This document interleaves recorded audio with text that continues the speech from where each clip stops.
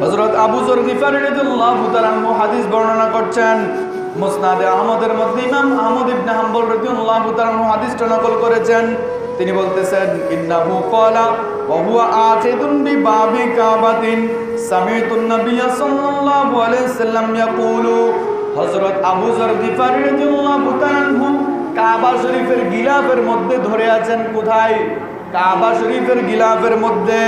ইন্নাহু ওয়া হুয়া আখিদুন বিবাবিল কাবা, তিনি কাবা শরীফের গিলাফের মধ্যে ধরে বলতেছেন, সামিতুন নাবিয়্য সাল্লাল্লাহু আলাইহি ওয়াসাল্লাম ইয়াকুলু, ও আল্লাহর রাসূলের উম্মতেরা তোমরা শোনো, আমি কাবা শরীফের গিলাফের মধ্যে ধরে বলতেছি, আল্লাহর রাসূলকে আমি বলতে শুনেছি।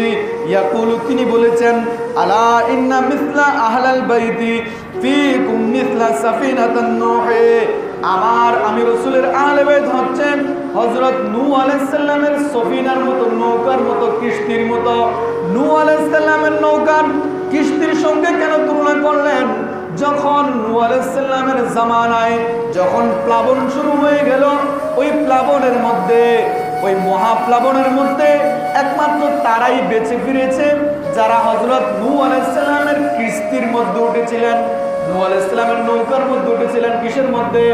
নূহ আলাইহিস সালাম আল্লাহর নির্দেশে যে বিশাল কিস্তি বানিয়েছিলেন, নৌকা বানিয়েছিলেন, এই নৌকার মধ্যে। এখন আপনারা আবার বাংলাদেশের নৌকা বুঝছেন না। অনেকে উদাহরণ দেয় যে নূহ আলাইহিস সালামের কিস্তি আর বাংলাদেশের রাজনৈতিক দলের নৌকা এক। নাউজুবিল্লাহ বলেন। যারা এটা বলবে তাদের ঈমান নষ্ট হয়ে যাবে। কি হবে? বেঈমান হয়ে যাবে। আবেগ ভালো, অতি আবেগ ভালো না। আপনার মার্কা নৌকা দেখে এটাকে আপনি নূহ আলাইহিস সালামের কিস্তির সঙ্গে তুলনা করবেন, এটা কোনো ইমানদারের কাজ হতে পারে না, কোনো ইমানদারের কাজ হতে পারে না।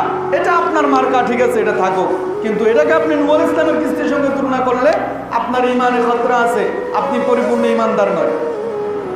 তো তিনি বলতেছেন, মিসলা আহলাল বাইতি ফীকুম মিসলা সাফিনাতান নূহ, আমি রাসূলের আহলে বাইতের উদাহরণ হচ্ছে হযরত নূহ আলাইহিস সালামের কিস্তির মতো, নৌকার মতো। তো নূহ আলাইহিস সালামের নৌকার মধ্যে যে সমস্ত মানুষ, পশু, জীব, জানোয়ার যারা যারা আরোহণ করেছিল পৃথিবীর জমিনে, একমাত্র তারাই বংশ বিস্তার করেছে পরবর্তীতে।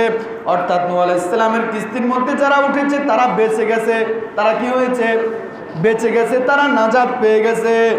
মান রাকিবাহা নাজা ওয়া মান তাখাল্লাফা আনহা আহলাকা, যারা নূহ আলাইহিস সালামের কিস্তির মধ্যে উঠেছিল তারা যেমনি ভাবে বেঁচে গিয়েছে, ঠিক এমনি ভাবে আমি রাসূলের আহলে বাইতের যেই নৌকা, যে কিস্তি, আহলে বাইতের যে দামান, এই দামান যারা ধরবে কিয়ামত পর্যন্ত একমাত্র তারা বেঁচে যাবে।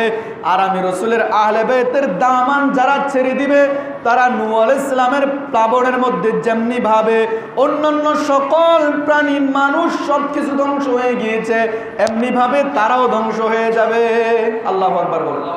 তাহলে আহলে বাইতের দামান আমাদেরকে ধরে রাখতে হবে। এখন কেউ যদি এই 1400 বছর পরে এসে বলে